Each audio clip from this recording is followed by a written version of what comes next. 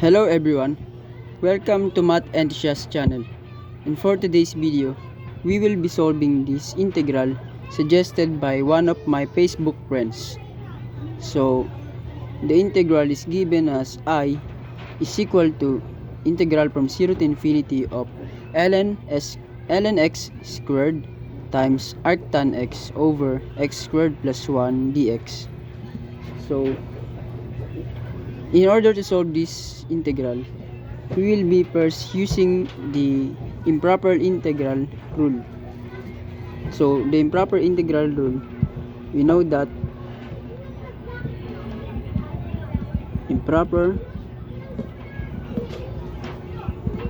rule is given as integral from 0 to infinity of f of x dx is equal to integral from 0 to infinity of f of 1 over x times 1 over x squared dx.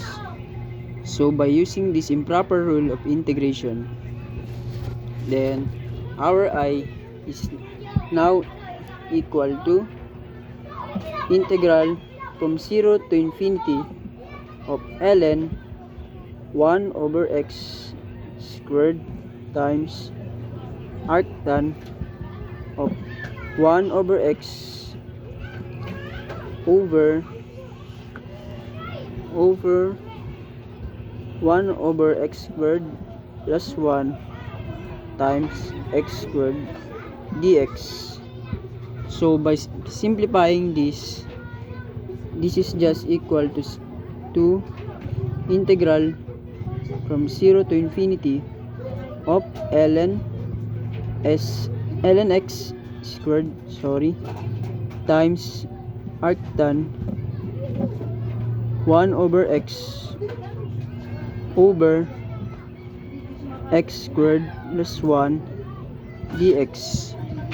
So by adding the this integral, this and this first, then we will have 2i is equal to integral from 0 to infinity of ln squared x over x squared plus 1. Since both integral do have a common factor of ln squared x over x squared plus 1, then we will just factor out it, and we are now left with arctan of x plus arctan of 1 over x dx. So we know that from trigonometric identity, this is an important trigonometric identity. So given as arctan of x plus arctan of 1 over x is equal to pi over 2 if x is greater than or equal to 0, and it is equal to negative pi over 2 if x is less than or equal to 0.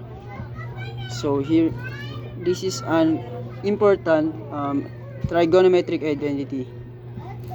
So by using this identity, then we are now left with 2i is equal to pi over 2 times integral from 0 to infinity of ln squared x over x squared plus 1 dx.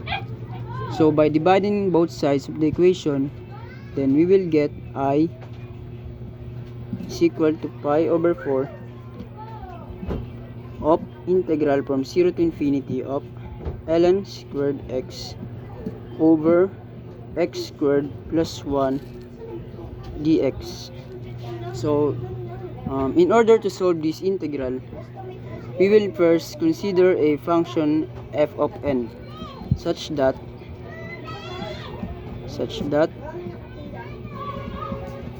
f of n is equal to pi over 4 of integral from 0 to infinity of x raised to n over x squared plus 1 dx. So this is our technique called Feynman's technique. So we will be using that technique to simplify this integral. So if we get the second derivative of this function with respect to n, then f double prime of n is equal to pi over 4 of integral from 0 to infinity of del over del with respect to n of x raised to n over x squared plus 1 dx. Sorry, this is supposed to be squared since we are getting the second derivative with respect to n. So the second derivative of this function is just equal to pi over 4 times integral from 0 to infinity of x raised to n times ln squared x over x squared plus 1 dx. So now we will just focus on the f of n, and after we get the answer, or after we simplify this integral, we will now be able to differentiate both sides with respect to n. So first we will just substitute here a little bit. So if we let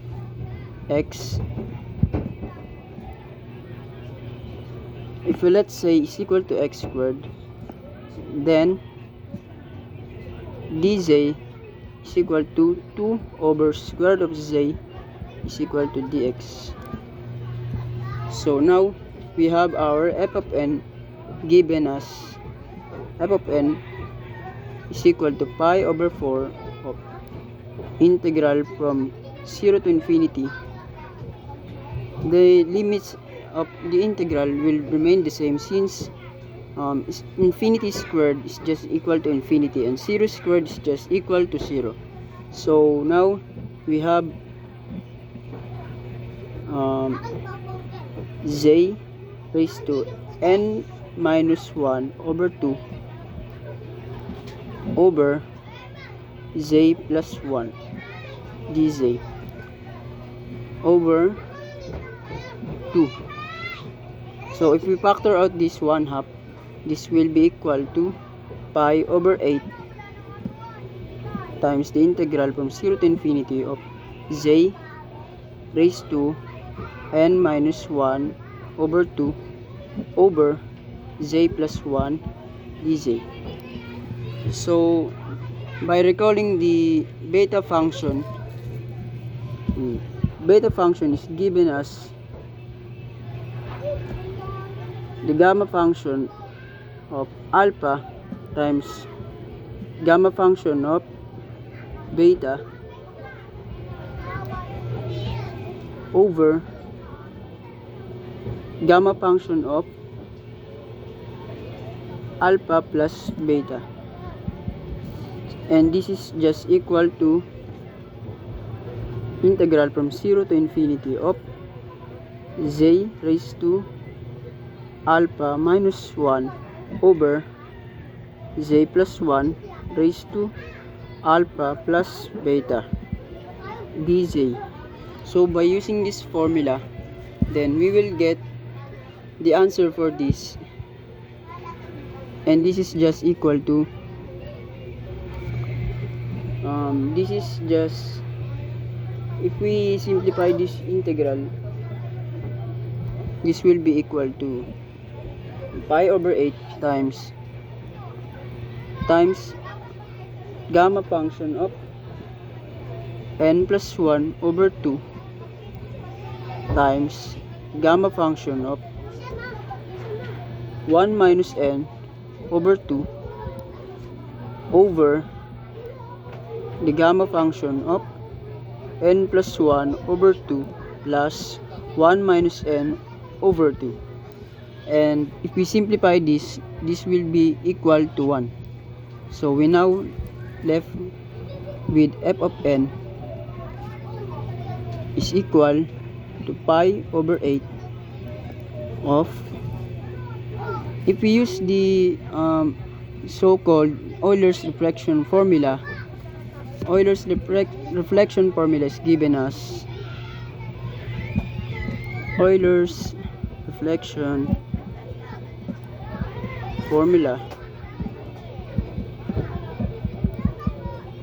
is given as the gamma function of z times gamma function of 1 minus z is just equal to pi over sine pi z, or equal to pi 2 times cosecant pi z.